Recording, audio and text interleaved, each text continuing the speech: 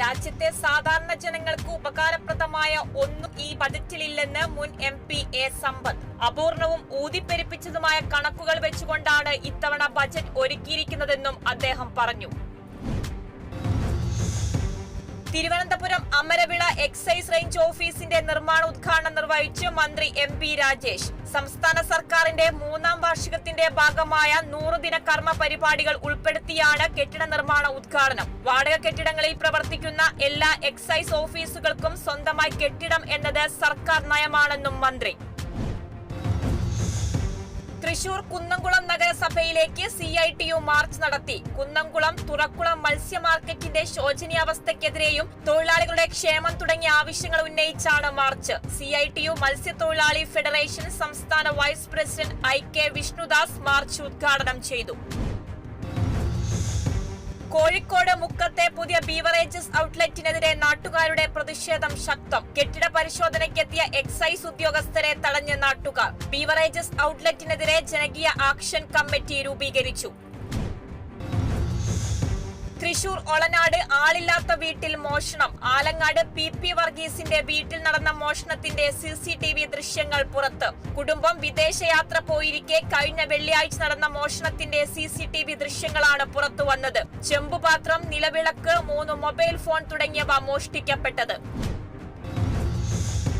മത്സ്യത്തൊഴിലാളികളുടെ മക്കളായ കലാകാരികളെ താന്യം ഗ്രാമപഞ്ചായത്ത് അനുമോദിച്ചു. കൊടിയമ്പുഴ ദേവസ്വത്തിന്റെ കീഴിലുള്ള കടലിന്റെ മക്കളായ ടീം ശിവയോഗിനി ബ്രഹ്മതീരം കലാകാരികളെയാണ് വാർഡ് മെമ്പർ ആന്റോ തൊറയൻ അനുമോദിച്ചത്. 18 പേരടങ്ങുന്ന സംഘത്തിലെ ടീം ക്യാപ്റ്റൻ അർച്ചന ബിനോയിയെ ഷാൾ അണിയിച്ച് ആദരിച്ചു. തൃശൂർ പെരുവല്ലൂർ അംബേദ്കർ ഗ്രാമത്തിൽ വീട് ഭാഗികമായി ഇടിഞ്ഞു വീണു. മാസങ്ങളായി വെള്ളക്കെട്ടിലകപ്പെട്ട പെരുവല്ലൂർ സ്വദേശി ജാനകിയുടെ വീടാണ് തകർന്നു വീണത്.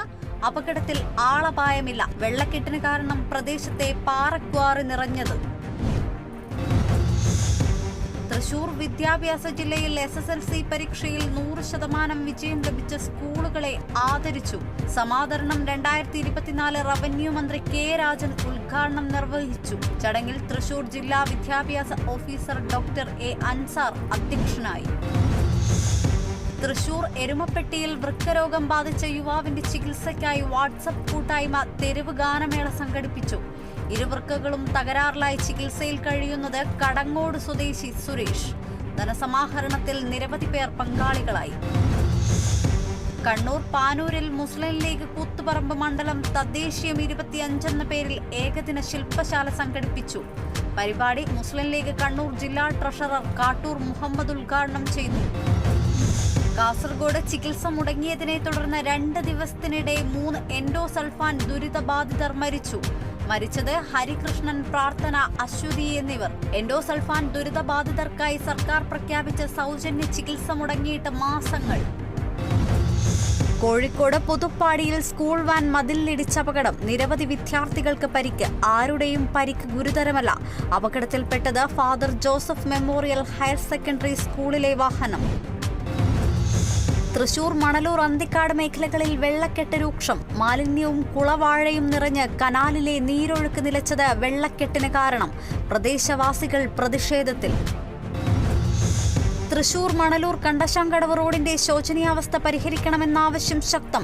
മണ്ഡലം കോൺഗ്രസ് കമ്മിറ്റിയുടെ നേതൃത്വത്തിൽ പ്രതിഷേധ ധർണ സംഘടിപ്പിച്ചു. വിവിധ ആവശ്യങ്ങൾ ഉന്നയിച്ച് നടത്തിയ dharna DCC general secretary KB Jayaram ഉദ്ഘാടനം ചെയ്തു. കണ്ണൂർ ചക്കരക്കല്ലിൽ MDMAയുമായി യുവാവ് അറസ്റ്റിൽ. മാവിലച്ചാൽ സ്വദേശി സുഹൈലിൽ നിന്നും പിടികൂടിയത് 1.40 ഗ്രാം MDMA. പ്രതിയെ പിടികൂടിയത് ചക്കരക്കൽ CI MP ആസാദിന്റെ നേതൃത്വത്തിലുള്ള സംഘം. തൃശൂരിൽ 45 ഗ്രാം MDMAയുമായി യുവാക്കൾ അറസ്റ്റിൽ. അറസ്റ്റിലായത് മുഹമ്മദ് ഷാജിൽ, ഷഹീർ എന്നിവർ. ഇരുവരും നിരവധി കേസുകളിലെ പ്രതികൾ. തൃശൂർ മുളയത്ത് കാപ്പ ചുമത്തിയ പീടികപ്പറമ്പിൽ സ്വദേശി രാഹുലിന് ജില്ലയിൽ 1 വർഷത്തേക്ക് പ്രവേശന വിലക്ക്. നടപടി നിരന്തരം കുറ്റകൃത്യങ്ങളിൽ ഏർപ്പെട്ടതിനെ തുടർന്ന് രാഹുൽ വധശ്രമ കേസുൾപ്പെടെ നിരവധി കേസുകളിലെ പ്രതി. കണ്ണൂർ ആലക്കോട് മുൻ പഞ്ചായത്ത് പ്രസിഡന്റ് PK ബാലകൃഷ്ണൻ അന്തരിച്ചത് പ്രദേശത്തെ CPMന്റെ സജീവ സാന്നിധ്യം. കണ്ണൂർ കടവത്തൂരിൽ സോഷ്യലിസ്റ്റ് നേതാവ് KP ചാത്തുക്കുട്ടിയുടെ 15ാം ചരമവാർഷികം ആചരിച്ചു. RJD മുൻ സംസ്ഥാന സെക്രട്ടറി KP ചന്ദ്രൻ അനുസ്മരണ സമ്മേളനം ഉദ്ഘാടനം ചെയ്തു. ചടങ്ങിൽ വിവിധ പരീക്ഷകളിൽ വിജയിച്ച വിദ്യാർത്ഥികളെ ആദരിച്ചു.